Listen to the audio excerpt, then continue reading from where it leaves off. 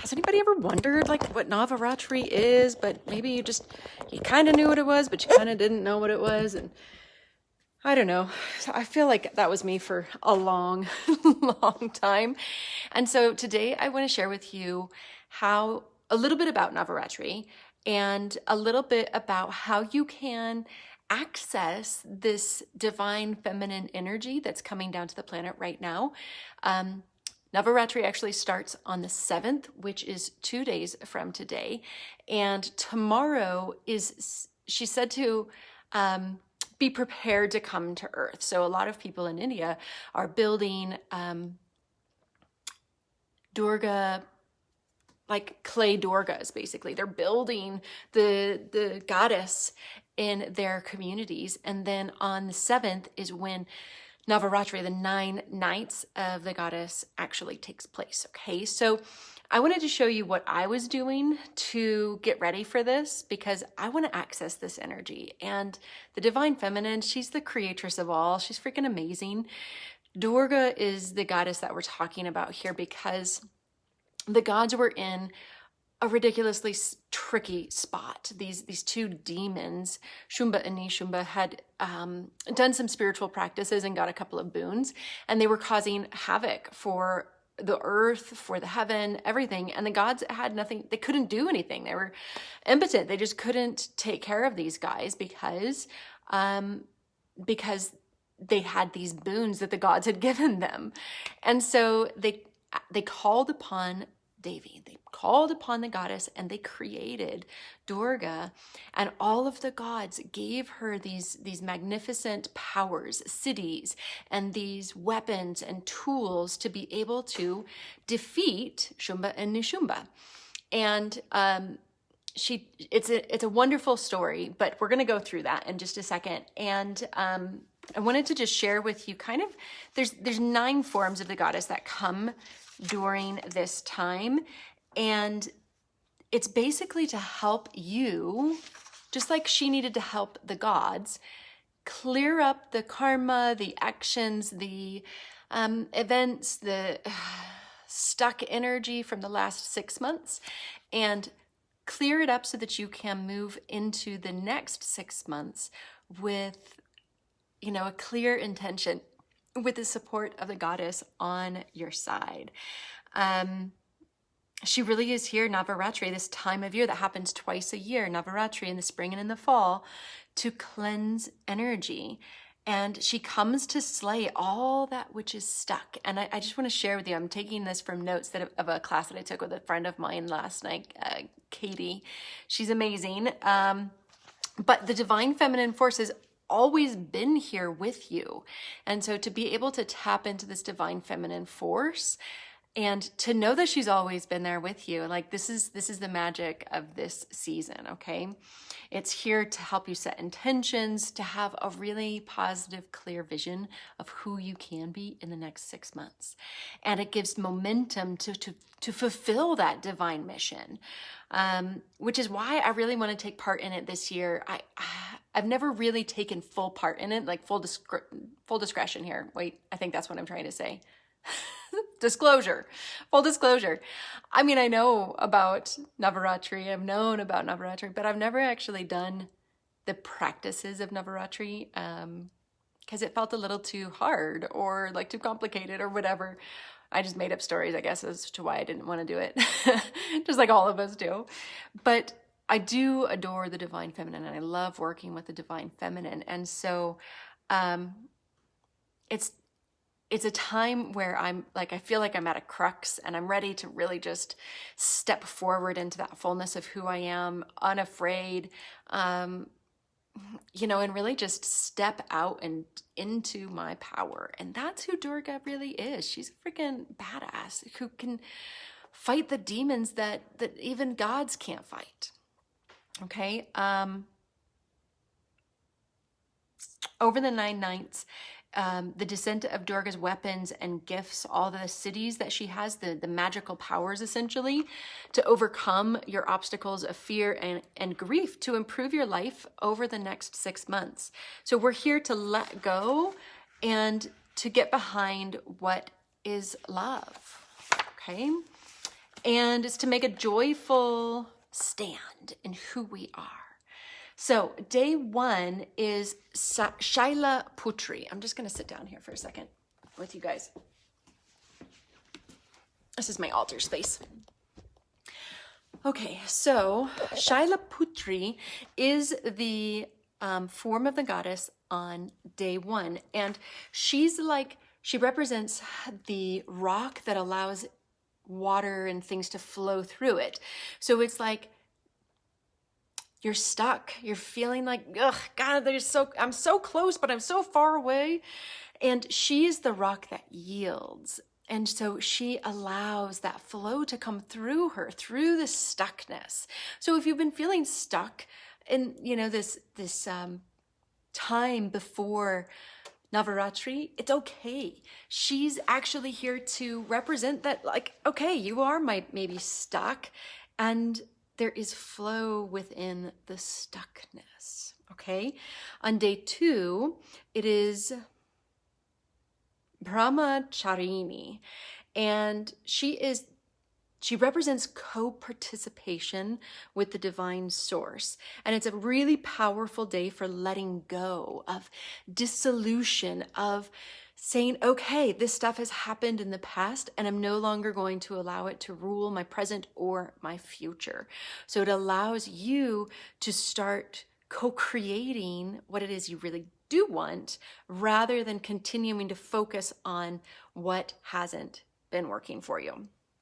All right, and then we have Chadraganta, and she helps you to connect through the feeling level. All right, so being able to learn from your feelings, to be able to tap into your truth, to your nature, to what are these feelings supposed to be telling me? And feelings oftentimes are misunderstood. Like when you get into a heavy feeling, it feels like it's sucking you in and it's hard to get out. But it's showing you that this is a pattern, that you don't have to keep doing it this way. Just because it keeps repeating doesn't mean you have to keep repeating it, right? Suffering is optional. Remember that. Okay, day 4 is Kushmanda. And this is the Shakti that has fully ventured, the Shakti that has fully entered the body and the heart. And so this is when this divine presence of the feminine is fully embodied, and she is right here in our hearts. So day 4 is a really awesome day to anchor into your heart, into universal love, into how you bring more love into your life, etc. And day 5 is Skanda Mata, and she is the Shakti that is accessible in the body, and it aligns you with your Dharma.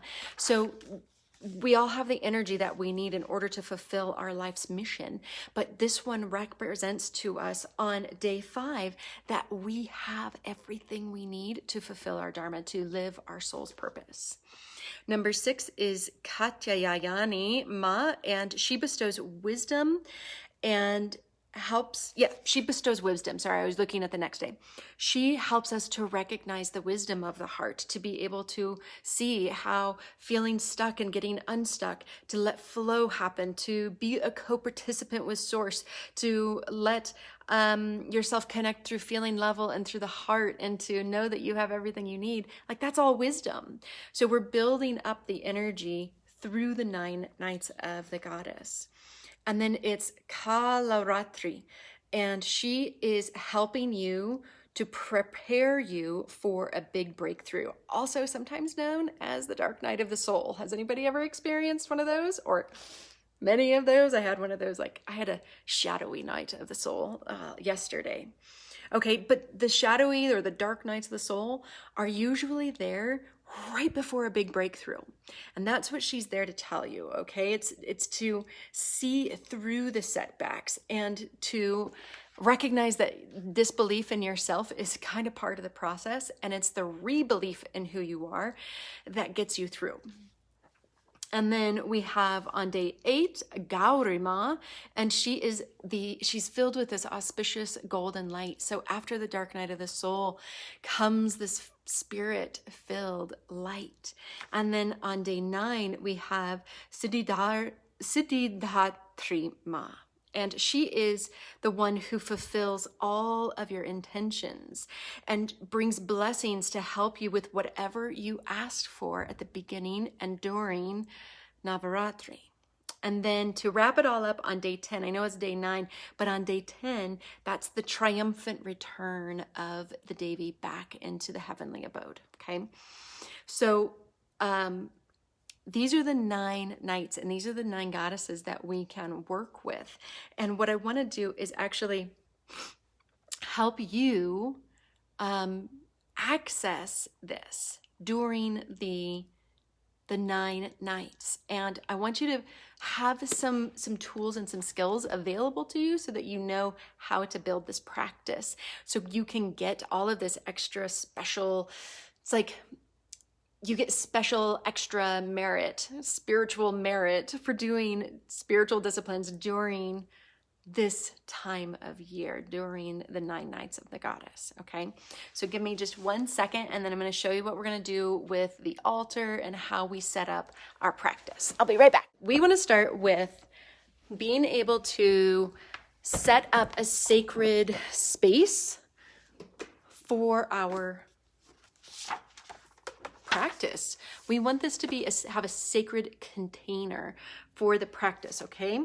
So to do this, we want to just set up a lovely little altar. So this is my altar behind me.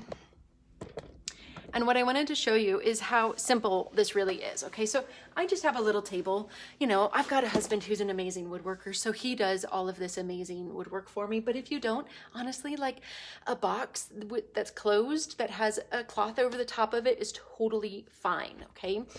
Now, just make it look pretty. I think that's really important to make the divine feminine look pretty and feel pretty.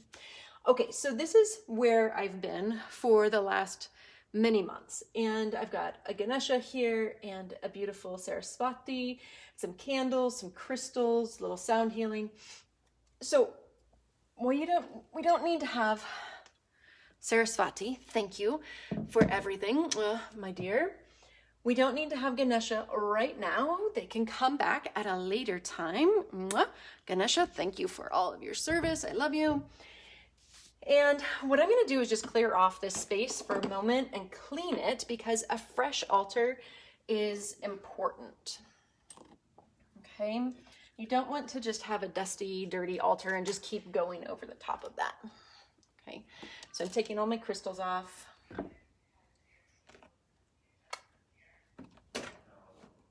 And candles as well. All right, my beautiful piece of burl. Okay, now I'm just gonna dust this off, and I encourage you to do the exact same thing. Refresh your altar space. If you are creating a new one, obviously you don't have to clean, but you do want to make sure that it is a clean space that you're working with, okay? Earlier, I just found like a dead bug underneath of here because I usually have a blanket that keeps me warm in the morning. So, you know, you clean those things out. You clean the dust bunnies. Okay, so we have this beautiful new space, fresh space. And I'm going to put this burl, because I love to have my goddess elevated. So I'm going to put her here. So we've got Durga. You know what? I think I'm going to go like this with Durga. Beautiful. And you just need like an image of Durga. It doesn't have to be a statue like this. It certainly can be. There's lots of cool places around to be able to get statues like this. Go to an Indian or a Tibetan kind of import store and they should have something like this.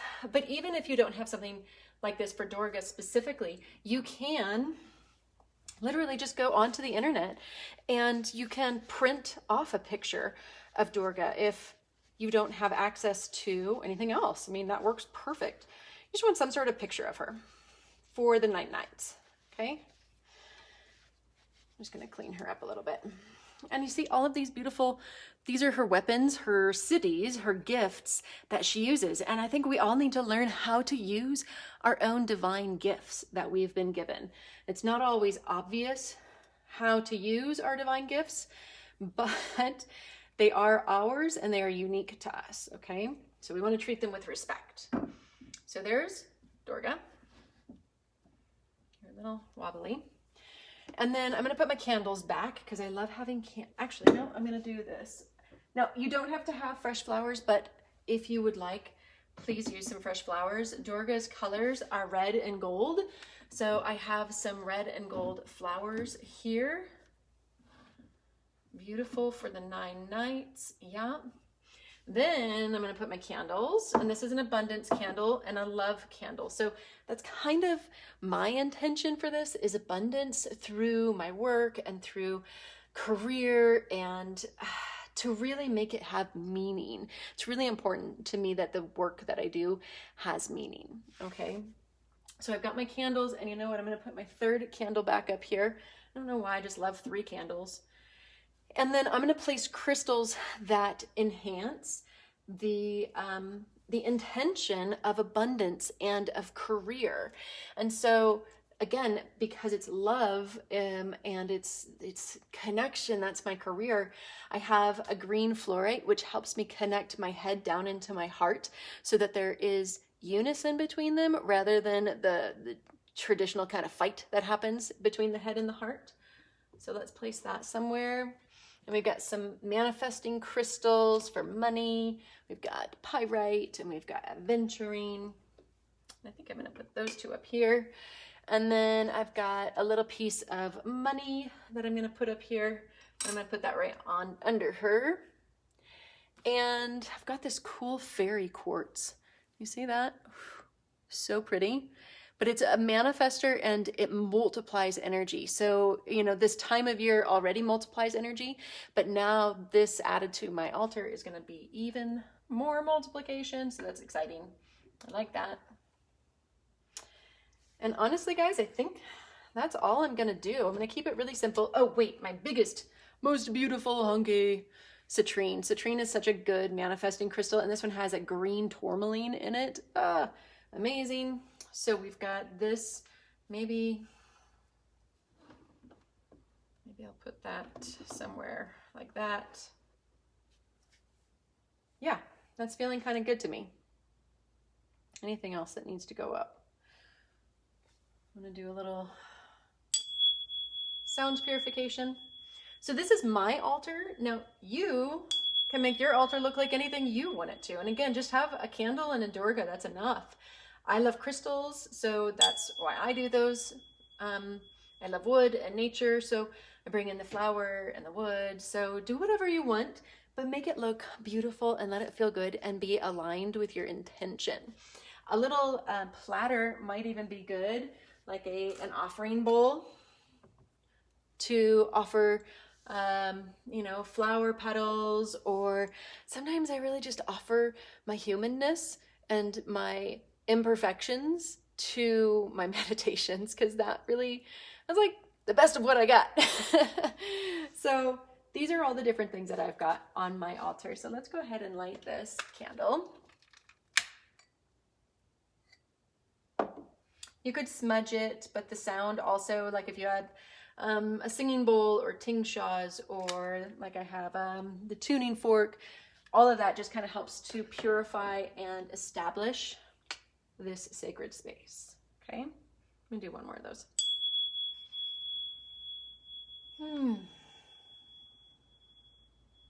Okay, so why don't I put you here? And for our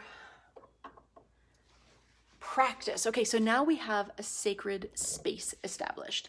That is probably the most important thing that you can do to create a container for these 9 days.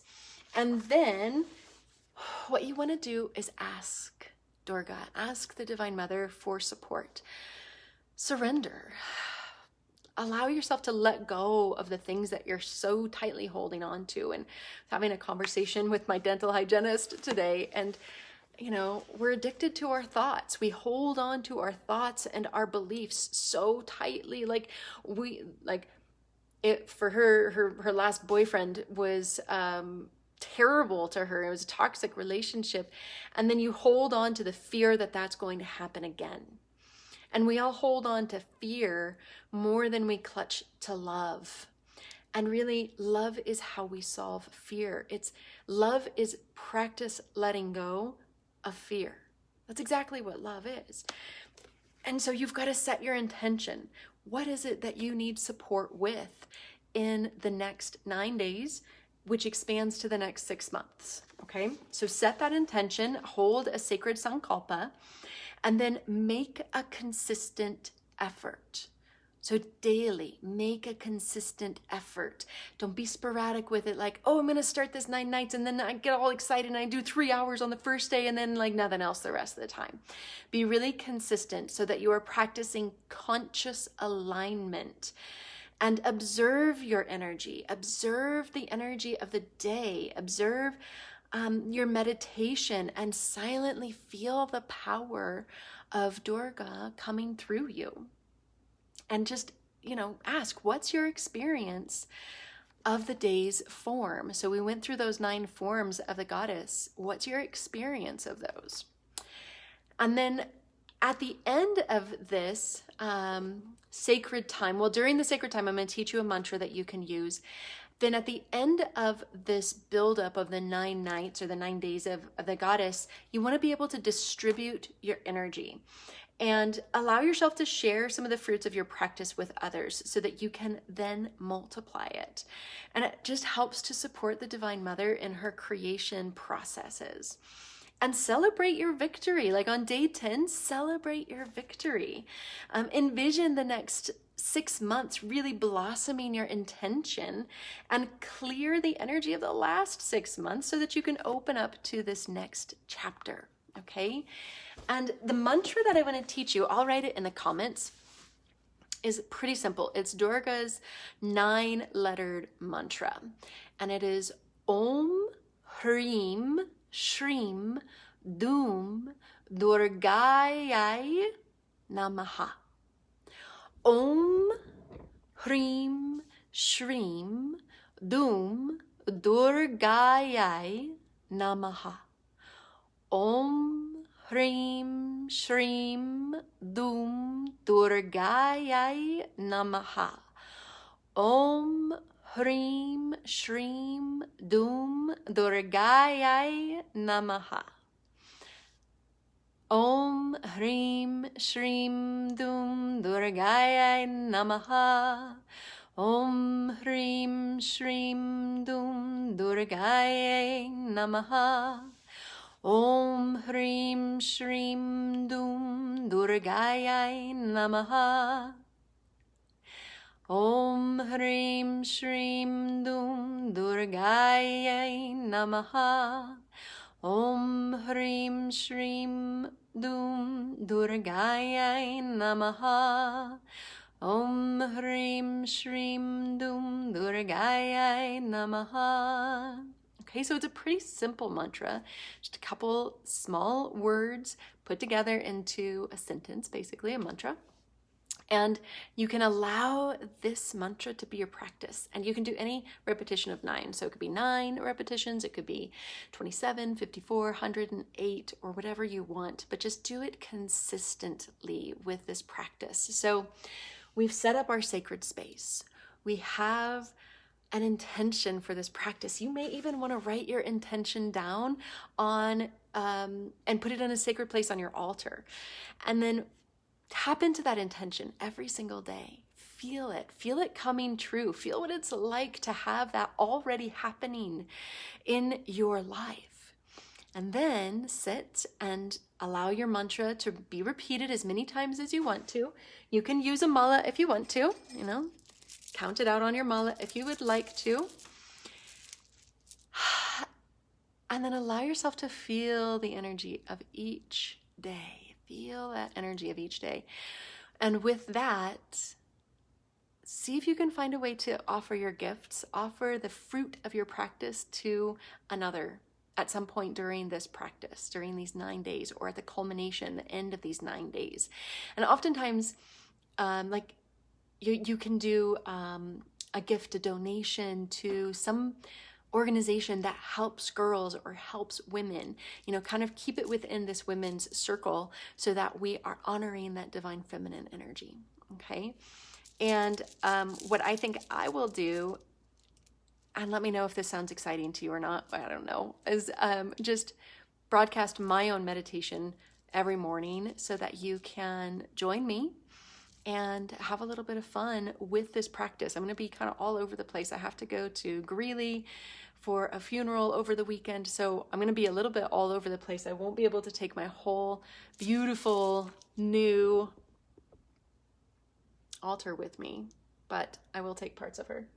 So if you're interested in that, just let me know in the comments. I'm curious to see if anybody else would like to do that. I usually meditate at about 6:30 in the morning, and it would probably just be like a 15-minute little thing. It wouldn't be anything big, but just do a 9-day meditation challenge starting on the 7th. So you would want to have your altar all set up, your intention determined, and show up at about 6:30 Mountain Time to meditate with me. Okay? Happy Navaratri to you, and I will see you very soon. Bye, gang.